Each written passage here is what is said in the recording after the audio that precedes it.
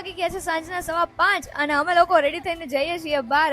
Once મોર ક્યાં જવાના છે એ છે સરપ્રાઈઝ. એમાં એવું હતું કે સવારે અમે લોકો બીચ ઉપર ગયા હતા અને જલ્દીમાં વ્લોગ બનાવવાનો રહી ગયો. તો ગાઈઝ અમે લોકો જ્યાં પણ જાય ત્યાં ટ્રાફિક તો હોય જ છે, એ તો તમને બધાને ખબર જ છે. ઉત્તરાખંડના વ્લોગમાં તમે જોયું જશે. તો મુંબઈમાં તો આવડી લાંબી લાઈન છે કારની, ખબર નહીં અમે લોકો ક્યારે પહોંચશું. જો કે અમારી સાઈડમાં એટલું બધું ટ્રાફિક નથી, સામેની સાઈડ ઉપર છે.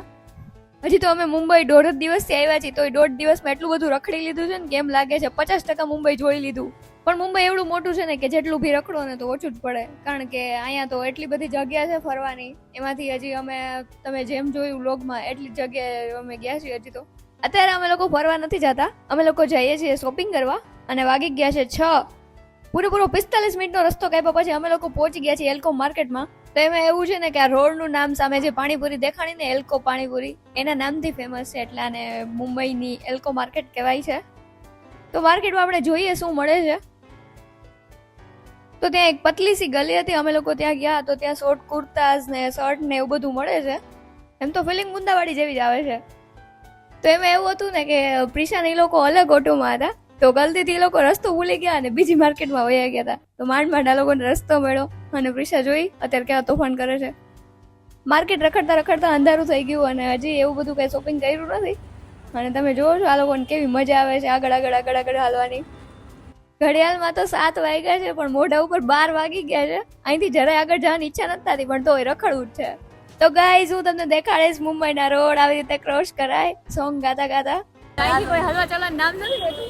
તો એમાં એવું હતું ને કે અમે લોકો ચાલતા ક્યાં ના ક્યાં પહોંચી ગયા અને હવે અમે લોકો જઈએ છીએ પાછી જે માર્કેટ હતી ને ત્યાં જ. અને અત્યારે અમે લોકો ઓટોમાં બેઠા હોય એવું નહીં, હેલિકોપ્ટરમાં બેઠા હોય ને એવી ફિલિંગ આવે છે. સ્પીડ તો તમે જુઓ. તો ગાઈઝ અમે લોકો પાછા ટ્રાફિકમાં ફસાઈ ગયા છીએ. ટ્રાફિક તો ખબર જ નહીં, અમારી જોડે જ્યાં જઈએ ટ્રાફિક. એમ તો અહીંનું ટ્રાફિક સારું છે, 5-10 મિનિટમાં તો ક્લિયર થઈ જ જાય. અમે લોકો ફરીને જ્યાં હતા ત્યાં જ પાછા પહોંચી ગયા છે. શોપનું નામ જોઈને અમને કંઈક યાદ આવી ગયું છે. એમાં એવું છે ને કે ધ્રુષિતાનું નિકનેમ સુખી છે, એટલે કે આ લોકો બધા એને પ્રેમથી સુખી કહે છે. એટલે એવું કહે છે કે અહીંયા મારા નામની બી બ્રાન્ડ છે. અને તમે ટ્રાફિક તો જોવો, શોપના નામ તો તમે લોકો જોવો યાર, ક્યાંક લૂંટ લે ને ક્યાંક સુખી ને. અને અહીંયા તો સ્ટારબક્સ બી દેખાય છે. કાલ રાતની જેમ આજે જવું છે સ્ટારબક્સમાં. અત્યાર સુધી કંઈ લીધું નથી કારણ કે કંઈ મજા જ નથી આવી. ત્યાં દેખાઈ ગયું છે KFC. સ્ટીલ અત્યારે હજી એટલું ટ્રાફિક છે અને ઓલમોસ્ટ 8 જેવું થઈ ગયું છે. સુખીની એક્ઝેક્ટ સામે ઊભા છે દુઃખી થઈને. ભૂખ કે મારે બિચારે ભાઈને પલથી કામ હલાવી છે.